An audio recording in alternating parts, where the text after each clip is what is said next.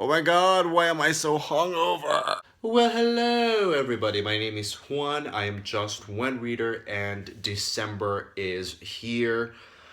2017 is practically here. It's upon us, and it's very much the right time to start making some New Year's reading bookish resolutions. Now, I was thinking a lot about this, reflecting back on my reading year. 2016, I think, has been a pretty damn good year for me. If you've been following me this year, it has been extremely difficult for me to read all the books that I wanted to read.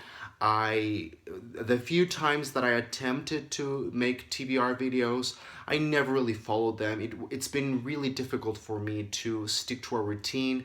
I've been so effing busy this year. Like, I have two jobs, I am doing an internship, I am training to become a psychoanalyst. I do have a full-time job, and I go to the gym. I try to stay healthy. I try to do so much, and so it's been quite crazy and quite difficult for me to find the right time to read for pleasure.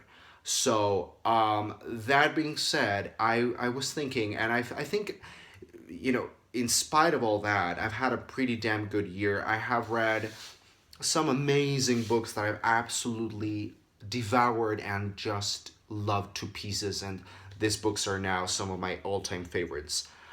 So I think I achieved many great things. So in terms of resolutions for the incoming 2017, I was thinking that my biggest resolution, the one resolution that I do want to commit to in the following year, is reading more short story collections. Because let's face it, I don't really read a lot of short story collections, and I love them. I usually feel like I should be reading novels.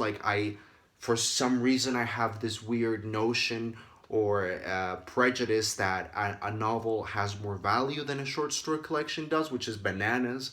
But I do feel that, and I really have to break free and break that misconception because it's crazy.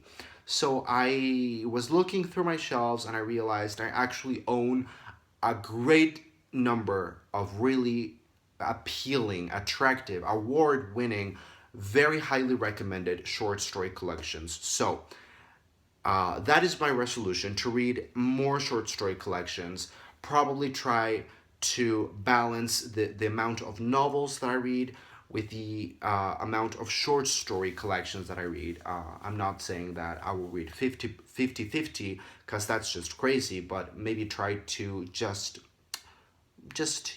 bring up the short story collection game a little bit.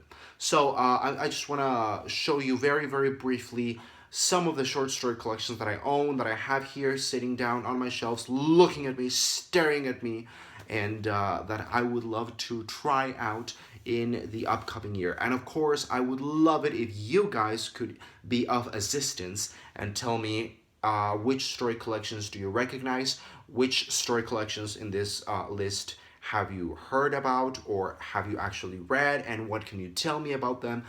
If you want to recommend me another short story collection, that's obviously very welcome and well received. So let's get going. Ghostly, an anthology by Audrey Niffenegger. The Tsar of Love and Techno by Anthony Mara. My Mother, She Killed Me, My Father, He Ate Me, 40 New Fairy Tales, edited by Kate Bernheimer. Stranger Things Happen, Pretty Monsters by Kelly Link. Get in Trouble, also by Kelly Link. Pastoralia, In Persuasion Nation, and Civil War Land in Bad Decline by George Saunders. Vampires in the Lemon Grove and St. Lucy's Home for Girls Raised by Wolves by Karen Russell. In the Meantime by Paul Tremblay. Blueprints for Building Better Girls by Alyssa Chappelle.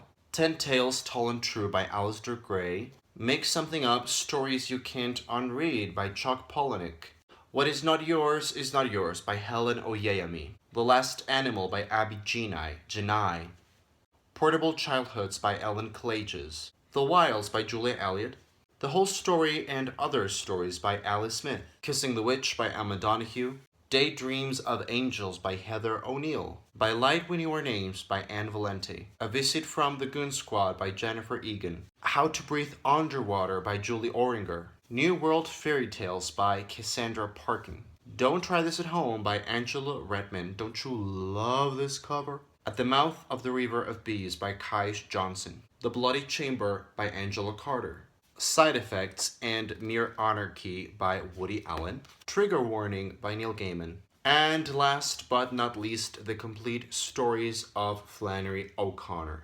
So I'm not saying that I'm going to get around to reading all of those collections. That is insane. That's just not something that I could ever accomplish in 1 year. However, I do want to divide my bookshelves, maybe make a bookshelf just for short story collections and just the rest fit them in a different bookshelf, all the novels and nonfiction, whatever, because I really want to be more aware, just much more conscious of reading short stories. I would like to set myself maybe a limit per month. I don't know if that's maybe too complicated and unrealistic, but I would like to just try to up my game when it comes to short story collections. So I would love to hear what you guys have to say about all of this. Thank you very much for watching. I'll see you next time.